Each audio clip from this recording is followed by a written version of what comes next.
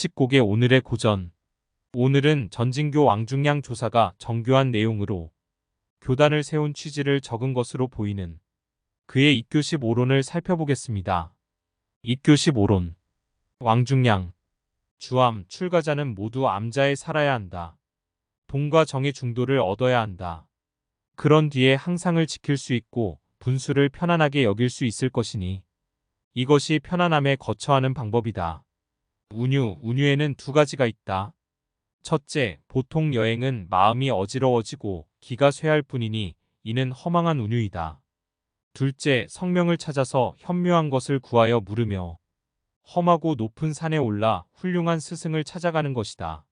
만약 한 구라도 서로 통하는 것이 있으면 곧 원만한 빛이 안으로부터 나와 생사의 큰 일을 깨달아 전진의 대장부가 될 것이니 이것이 참된 운유이다.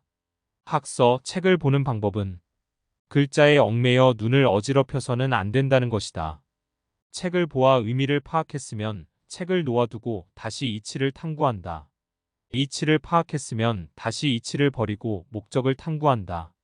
목적을 얻을 수 있다면 거두어 마음에 간직할 수 있을 것이니 오래되면 정성스럽게 되고 자연스럽게 되어 신광이 넘치고 지신이 솟아나 통하지 않는 것이 없고 해결하지 못할 것이 없을 것이다.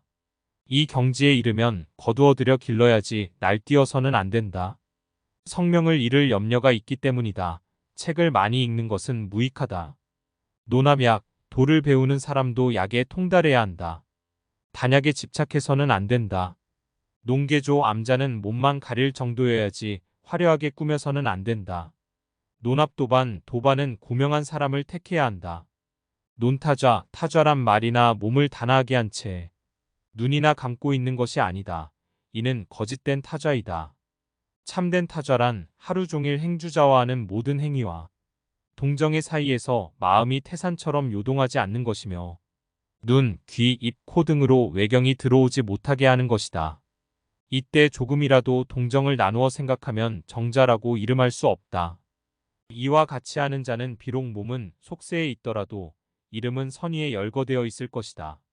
논항심, 마음에는 정심과 난심이 있다. 난심은 속히 제거해야만 하는 것이다.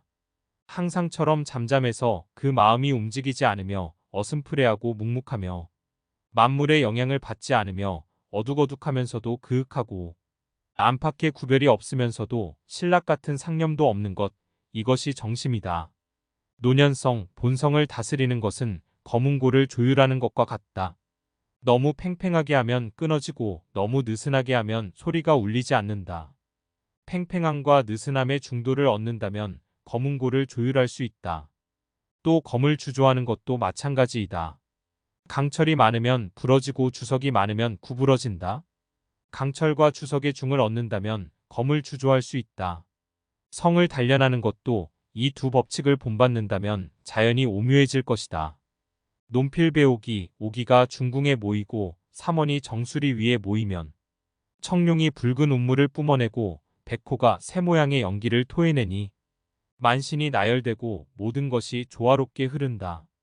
단사가 빛을 내고 연홍즉 납과 수운이 엉겨 맑아지니 몸은 우선 인간계를 향해 의탁해 있지만 신은 이미 천상계를 논일고 있다. 논혼성명, 성은 신이고 명은 기이다. 성이 명을 만나면 마치 날짐승이 바람을 만나 가볍게 날듯 힘을 적게 쓰고도 쉽게 이룬다. 음부경에서 날짐승이 제어하는 것은 기에 있다라고 한 것이 이것이다. 참됨을 닦는 선비는 이에 참여해야 하지만 하사에게 누설해서는 안 된다. 신명이 벌을 내리기 때문이다. 성명은 수행의 근본이니 삼가 견고하게 단련해야 한다. 논성도 성스러운 도에 들어가는 것은 모름지기 뜻을 고단하게 해야 하니 여러 해에 걸쳐 공을 쌓고 행을 쌓은 고명한 선비와 현달한 부류의 사람이라야 비로소 성스러운 도에 들어갈 수 있다. 몸은 한방 안에 있을지라도 성은 천지에 가득 차서 온 하늘의 성스러운 무리들이 묵묵히 보호해주고 잡아주며 가없는 성군들이 은은하게 둘러싸고 있으니 이름은 자부에 모여 있으며 지위는 성계에 열거되어 있고 몸은 우선 속세에 의탁해 있지만 마음은 이미 사물의 바깥에 밝혀져 있도다. 논초상계, 욕계, 색계, 무색계를 상계라고 한다. 마음의 생각이 없으면 욕계를 넘고 마음이 모든 경계를 여의면 색계를 넘으며 공견에 집착하지 않으면 무색계를 초월한다. 이 상계를 넘으면 신은 선성의 마을에 거주하고 성은 옥청의 경계에 있게 된다. 논양신지법, 법신은 무형의 상이다. 공하지 않으며 있지도 않고 전후, 고하, 장단이 없어서 쓰면 통하지 않는 것이 없고 숨기면 어둡고 묵묵해서 자취가 없다. 만약 이 도를 얻었다면 바로 기를 수 있으니 기름이 많으면 공이 많을 것이요 기름이 적으면 공이 적을 것이다. 귀하기를 원해서도 안 되고 속세에 연연해서도 안 되니 가고 머무름은 스스로 그러하기 때문이다. 논리범세, 속세를 떠난다는 것은 몸이 떠나는 것이 아니라 마음이 떠남을 말하는 것이다. 몸은 연뿌리와 같고 마음은 연꽃과 같으니 뿌리는 진흙탕에 있지만 꽃은 허공에 있는 것이다. 도를 얻은 사람은 몸은 범세에 있지만 마음은 성스러운 경계에 있다. 지금의 사람들은 길이 죽지 않고자 하지만 범세를 떠나는 것은 크게 어리석으며 도리에 통달하지 못한 것이다. 이상 왕중량 조사의 입교십 오론을 살펴보았습니다. 위 내용을 참고하셔서 단학 공부에 활용하시길 바랍니다. 경청해 주셔서 감사합니다.